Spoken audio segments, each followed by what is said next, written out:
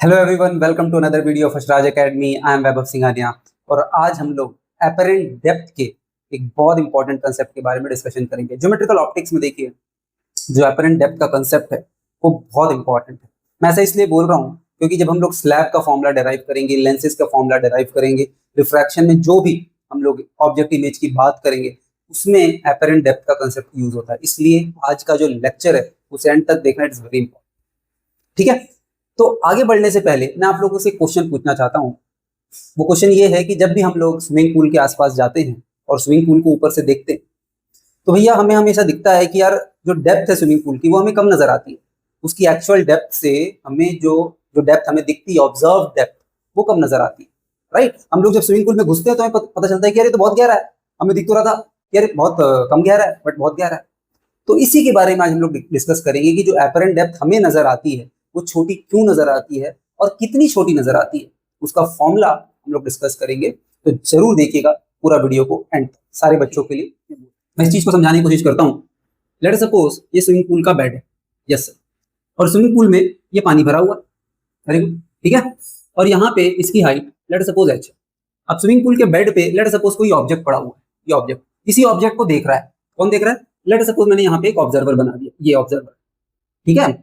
और ये क्योंकि ये पानी है तो इसका रिफ्रैक्टिव इंडेक्स मैं 4/3 है बोल सकता हूँ, या फिर इसको मैं ऐसा बोल दूंगा कि वो मीडियम है या किसी मीडियम से दूसरे मीडियम में जा रही है, तो इसको Ni बोल देता हूँ। Ni का मतलब क्या है? Refractive index of the medium of incident ray. Incident ray का रिफ्रैक्टिव इंडेक्स है, इसको मैं Nr बोल देता हूँ। Nr क्या है? Refractive index of the medium of refracted रे, क्योंकि रे यहाँ से जा रही है इस मीडियम तक, तो ये Ni और Nr मैंने बोल दिया। तो देखिए इस ऑब्जेक्ट से जो रे सीधी जाएगी वो तो सीधा इसकी आंख में पड़ जाएगी, राइट, बिना डेविएशन के जाएगी अलोंग द नॉर्मल, क्योंकि along the normal angle of incidence भी जीरो होता है तो एंगल ऑफ रिफ्रैक्शन भी जीरो हो जाएगा as per the Snell's law. तो अलोंग द नॉर्मल वाली रे तो बिना रिफ्रैक्शन के चली जाती है। जो रे इस ऑब्जेक्ट से थोड़ी सी इधर जा रही होगी वो away from the normal bend करेगी, तो ये away from the normal bend करके इस आंख में पड़ जाएगी। तो इस आंख को क्या लगेगा? इस आंख को ऐसे लगेगा कि इस टाइप की जो रिफ्रैक्टेड रे आ रही है, ये आंख परसीव करेगा कि इस रिफ्रैक्टेड रे को जब पीछे वो इंटरपोलेट करेगा ये ऑब्जर्वर, तो उसको लगेगा ये सारी चीजें यहां से आ रही है, राइट। ये एक रे ये गई, एक रे ये गई, तो दोनों रे को जब पीछे खींचेगा तो उसको लगेगा कि ये है सोर्स इन रे के आने का, राइट। ऑब्जर्वर को क्या लगेगा कि दिस इज द सोर्स। तो यही डेप्थ, यही अपैरेंट डेप्थ हमें नजर आती है। लेट अस सपोज इसको मैं h डैश बोल देता हूँ। यही अपैरेंट डेप्थ हमें नजर आती है। अब देखिए जो ऑब्जेक्ट एक्चुअली यहाँ रखा हुआ है वो हमें नजर आएगा कि वो यहाँ से आ रही है इस ऑब्जर्वर, इसीलिए हमें रिड्यूस डेप्थ नजर आती है। अब हमें निकालना भी यही h डैश कि भैया ये h डैश कितना होगा। आपको गिवन क्या है? h गिवन है, ऑब्जेक्ट की डेप्थ गिवन है, आपको इनिशियल रिफ्रैक्टिव इंडेक्स गिवन है और आपको रिफ्रैक्टेड रे का रिफ्रैक्टिव इंडेक्स गिवन है। कैसे निकालेंगे?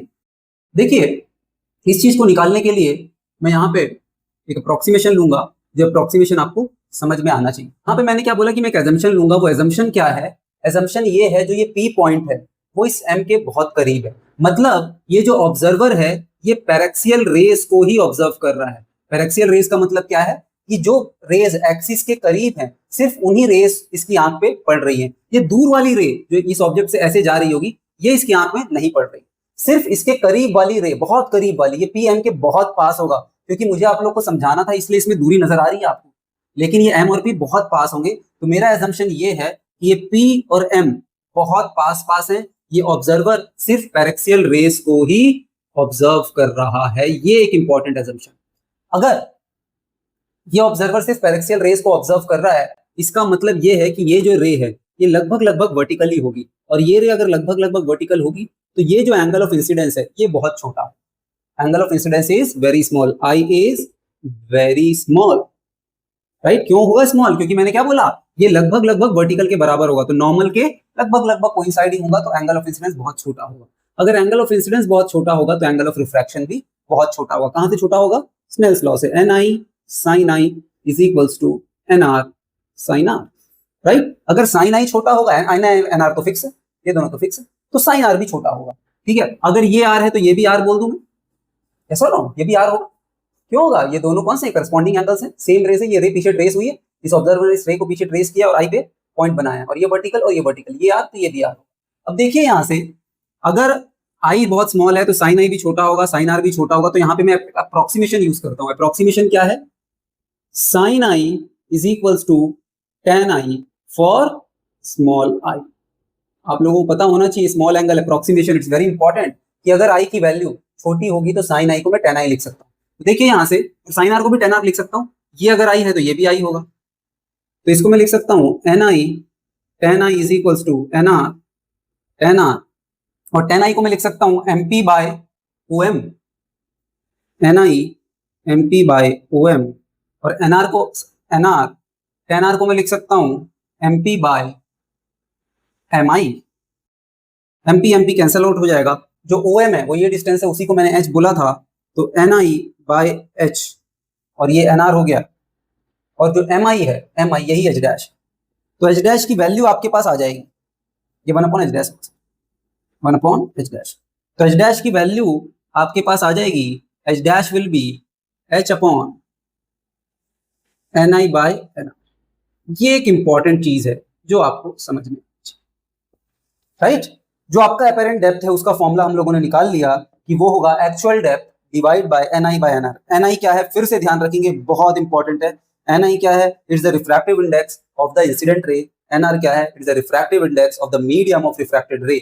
रे जहां रिफ्रैक्ट होकर जा रही है उसका रिफ्रैक्टिव इंडेक्स है, रे जहां से आ रही है ये उस मीडियम का रिफ्रैक्टिव इंडेक्स है। एच जो है वो हाइट है किसकी, ऑब्जेक्ट की, कहां से, बाउंड्री से। तो ये सारी बातें इंपॉर्टेंट है, इसको ध्यान रखिएगा। एच जो है हाइट, और या फिर डेप्थ लिख लीजिए, ठीक है, depth of object from medium boundary, ठीक है, ये इंपॉर्टेंट है। और एच डैश भी बाउंड्री से ही मेजर किया गया है। It is the depth of the image, जो इमेज बनी है from boundary, this is the refractive index of the incident रे medium, refractive index of the refracted रे मीडियम। तो ये एक इंपॉर्टेंट बात थी जो आप लोगों को समझनी थी। ये फॉर्मूला बहुत इंपॉर्टेंट है, याद रख लीजिएगा। और एक और लास्ट इंपॉर्टेंट बात, ये जो फॉर्मूला मैंने डिराइव किया है, this is for the paraxial rays. अगर रे एक्सियल रे के बहुत करीब है, ऑब्जर्वर पैरेक्शियल रेज को देख रहा है, तभी आप ये फॉर्मूला यूज करेंगे। This is only for the paraxial. तो ये कंप्लीट कंसेप्ट था जो कि हम लोग एपरेंट डेप्थ का यूज करते हैं फॉर पैरेक्शियल रेज। अगर पैरेक्शियल रेज से दूसरी वाली रेज की बात करेंगे तो वो केस टू केस डिफर करेगा, उसकी इमेजेस कहां पे बनेगी, ठीक है। तो आई होप आप लोगों को ये सेशन पसंद आया होगा। अगर पसंद आया तो शेयर जरूर कर लीजिए। Thank you.